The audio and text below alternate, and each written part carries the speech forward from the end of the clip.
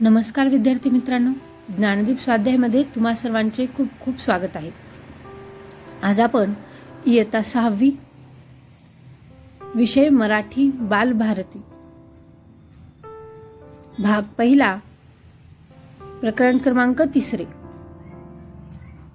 Doctor Kalam यांचे बालपण या पाठाखालील आज आपण स्वाध्याय पाहणार आहोत। चला तर मग विद्यार्थी मित्रांनो, स्वाध्यायास सुरुवात करूयात। तर या पाठाखालील स्वाध्यायातील प्रश्न पहिला आहे, 4-5 वाक्यात उत्तरे लिहा। उपप्रश्न आहे, लेखकाच्या लहानपणी लोक वर्तमानपत्र कशासाठी वाचत असत? उत्तर, सुशिक्षित लोक आपली वाचनाची गरज भागवण्यासाठी वर्तमानपत्रे वाचत। स्वातंत्र्य चळवळीची वाटचाल वर्तमानपत्राच्या माध्यमातून ग्रामस्थांना समजत असे। काही लोकांना स्वतःचे भविष्य जाणून घेण्यामध्ये रस असे, तर काही जण सोन्या चांदीचे भाव समजावेत यासाठी वर्तमानपत्र वाचत असतात। पुढचा उपप्रश्न, लेखकाला आयुष्यातील पहिल्या कमाईची संधी कशी मिळाली?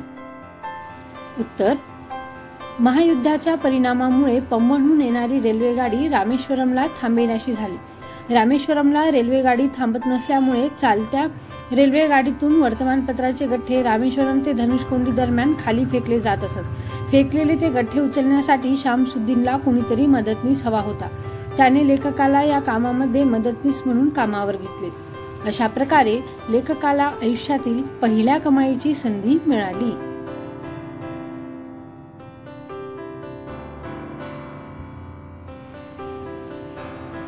पुढचा उपप्रश्न आहे, डॉक्टर अब्दुल कलाम शिक्षणासाठी बाहेरगावी जाताना वडील त्यांना काय म्हणाले?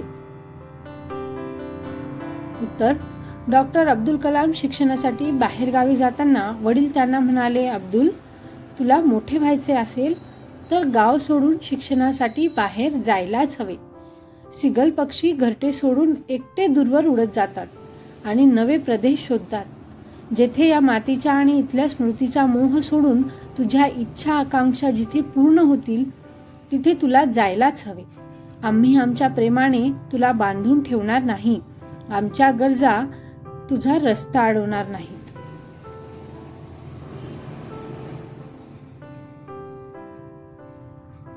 पुढचा उपप्रश्न आहे, रामनाथपुरमला लेखकाचा जीव का रमत नव्हता? उत्तर, रामनाथपुरमला नेहमी गजबज असायची।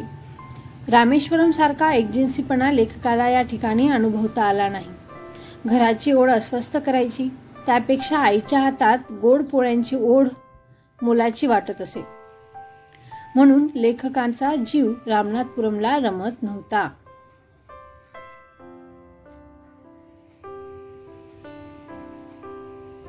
पुढचा उपप्रश्न,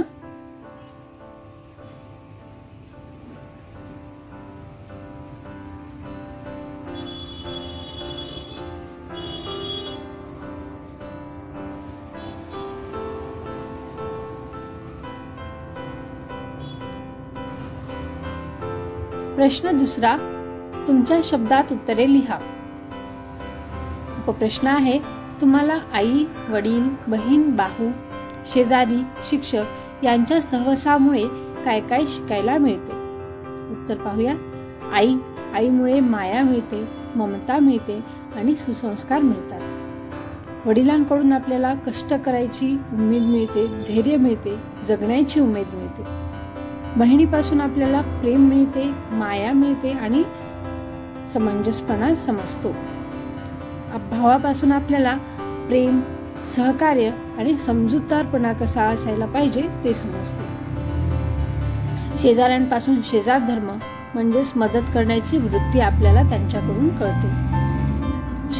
शिक्षकांपासून ज्ञानदान मिळते, प्रेमळपणा व शिस्त मिळते। पुढचा उपप्रश्न आहे, तुम्ही कोणकोणती वर्तमानपत्रे वाचता? वर्तमानपत्रातील कोणता भाग तुम्हाला वाचायला अधिक आवडतो आणि तो भाग का आवडतो? उत्तर, आमच्याकडे सकाळ व लोकसत्ता ही 2 वर्तमानपत्रे येतात, ते मी वाचतो। मला वर्तमानपत्रातील शेवटचा भाग म्हणजेच खेळ व क्रीडा भाग वाचायला खूप आवडतो, कारण मला खेळांबाबत अधिक माहिती जाणून घ्यायला खूप आवडते. तसेच कोणी कोणत्या स्पर्धेत कसे प्रावीण्य मिळवले हे जाणून घेण्याची मला फार उत्सुकता असते. मी वर्तमानपत्रांमध्ये आलेल्या खेळाडूंच्या चित्रांची कात्रणे जमा करून ठेवतो. विद्यार्थी मित्रांनो, तुमच्या घरी जे वर्तमानपत्र येतात त्याचे नाव तुम्ही येथे लिहू शकता. पुढचा उपप्रश्न आहे, आई परगावी गेल्यावर कोणकोणत्या प्रसंगी तुम्हाला तिची आठवण येते? उत्तर, आई परगावी गेल्यावर घरातील सर्व कामे करताना, दररोज जेवण तयार करताना, स्वतःचे कपडे स्वतः धुताना, मला जेव्हा खाऊ किंवा चॉकलेट हवे असते, तसेच अभ्यास करताना मला तिची खूप आठवण येते.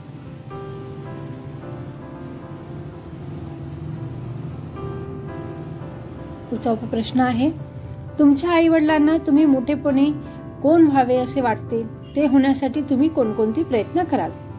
उत्तर, माझ्या आई वडिलांना मी मोठेपणी डॉक्टर व्हावे असे वाटते. डॉक्टर होण्यासाठी मी खूप अभ्यास करेन, भरपूर पुस्तकांचे वाचन करेन. वैद्यकीय अभ्यासक्रमात निवड होण्यासाठी मला 12वी विज्ञान शाखेतून खूप चांगल्या गुणांनी पास व्हावे लागणार आहे.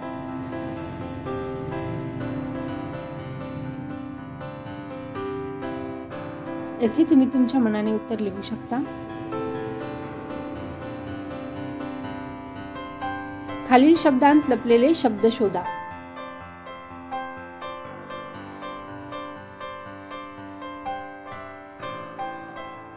परगावी, पर, रवानगी, रवा, वार, नवा आणि नर.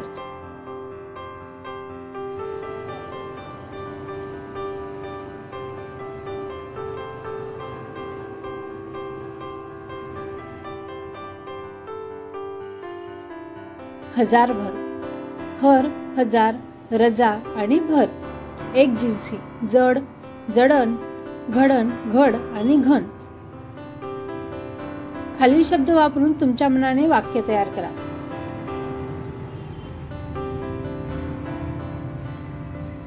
वितरक, श्याम हा वर्तमानपत्राचा वितरक आहे. गिराईक, आमच्या मिठाईच्या दुकानात खूप गिराईक येतात. वर्तमानपत्र, माझे आजोबा रोज सकाळी वर्तमानपत्र वाचतात. एक खांबी तंबू, म्हणजे रमेशचा धंदा म्हणजे एक खंबी तंबू आहे.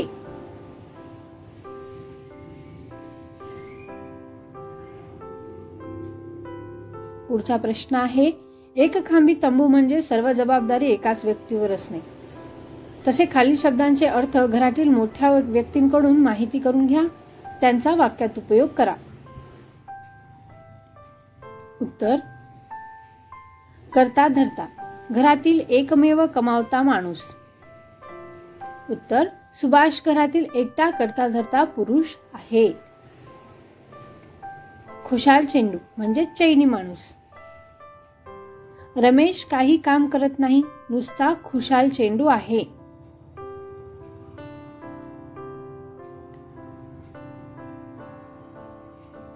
लिंबू टिंबू, अगदी किरकोळ सदस्य.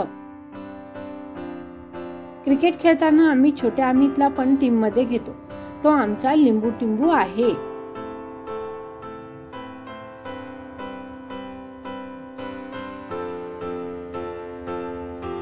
व्यवस्थापक, व्यवस्था पाहणारा.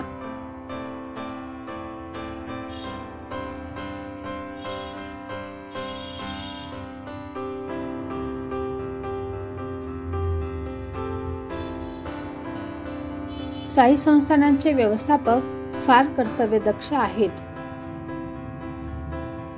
पुढचा प्रश्न आहे, अंतर्जालाच्या सहाय्याने डॉक्टर APJ अब्दुल कलाम यांच्याबद्दल खालील मुद्द्यांच्या आधारे माहिती मिळवून लिहा. मुद्दे पाहूयात. पूर्ण नाव, आई वडिलांचे नाव, त्यांची जन्मतारीख, त्यांचे जन्मगाव, त्यांचे शिक्षण, त्यांनी भूषवलेली पदे आणि लिहिलेली त्यांची पुस्तके. तर माहिती पाहूयात. उत्तर, भारतरत्न डॉक्टर APJ अब्दुल कलाम. त्यांचे पूर्ण नाव आहे डॉक्टर अब्दुल पाकीर जैनुलाब्दीन अब्दुल कलाम होते. त्यांच्या आईचे नाव आशिना तर वडिलांचे नाव जैनुलाब्दीन होते. कलाम यांचा जन्म 15 ऑक्टोबर 1931 रोजी धनुषकोंडी गावात रामेश्वरम, तामिळनाडू येथे एका मच्छीमार कुटुंबात झाला होता. अब्दुल कलाम यांचे सुरुवातीचे शिक्षण रामेश्वरम प्राथमिक शाळेत झाले. 1950 मध्ये कलाम यांनी BSc ची परीक्षा ST जोसेफ कॉलेज येथून पूर्ण केली. यानंतर त्यांनी 1954 ते 57 मध्ये Madras institute of technology MIT मधून एरोनॉटिक इंजिनिअरिंग मध्ये डिप्लोमा केला.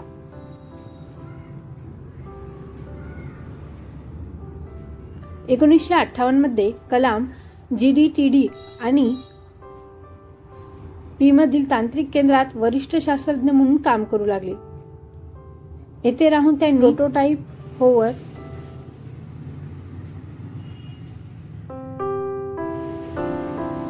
क्राफ्ट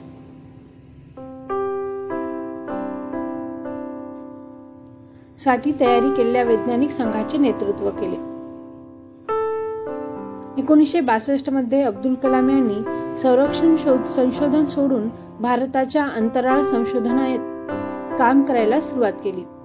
1962 ते 82 या काळात त्यांनी या संशोधनाची संबंधित अनेक पदे भूषवली. 1969 मध्ये कलाम भारताच्या पहिल्या SLV-3 म्हणजेच रोहिणीच्या वेळी इस्रोचे प्रकल्प प्रमुख बनले.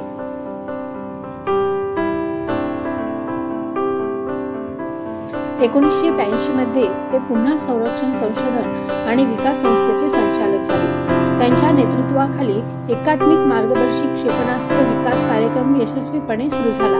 अग्नी, पृथ्वी आणि आकाशच्या लॉन्चिंगमध्ये कलाम यांची फार महत्वाची भूमिका होती. 1992 मध्ये APJ अब्दुल कलामजी संरक्षण मंत्र्यांचे विज्ञान सल्लागार आणि सुरक्षा संशोधन आणि विकास विभागाचे सचिव बनले.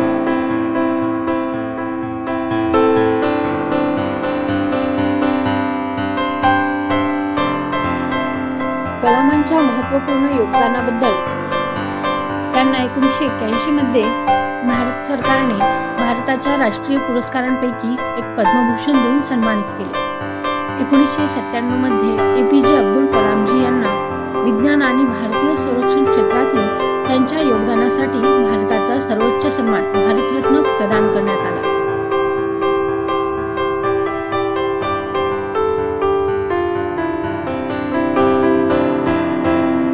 2002 मध्ये कलामजी यांना भारतीय जनता पार्टी समर्थित NDA गटाची राष्ट्रपतीपदाच्या निवडणुकीच्या वेळी उमेदवार बनवले, ज्याला सर्वांनी पाठिंबा दिला आणि 18 जुलै 2002 रोजी APJ अब्दुल कलाम यांनी पदाची शपथ घेतली व भारताचे राष्ट्रपती हे पद भूषवले.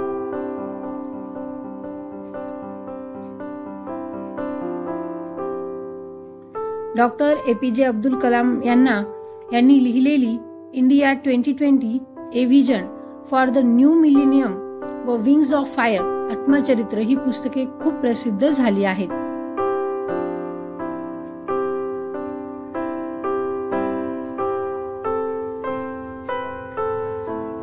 पुढचा प्रश्न आहे, तुम्हाला माहित असणाऱ्या वेगवेगळ्या भाषांतील वर्तमानपत्राच्या नावाची यादी करा.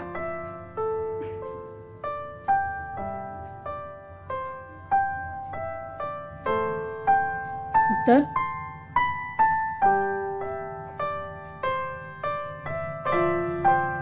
मराठी, महाराष्ट्र टाइम्स, लोकमत, लोकसत्ता आणि सकाळ. हिंदी वर्तमानपत्र आहेत नवभारत, दैनिक भास्कर आणि लोकमत समाचार.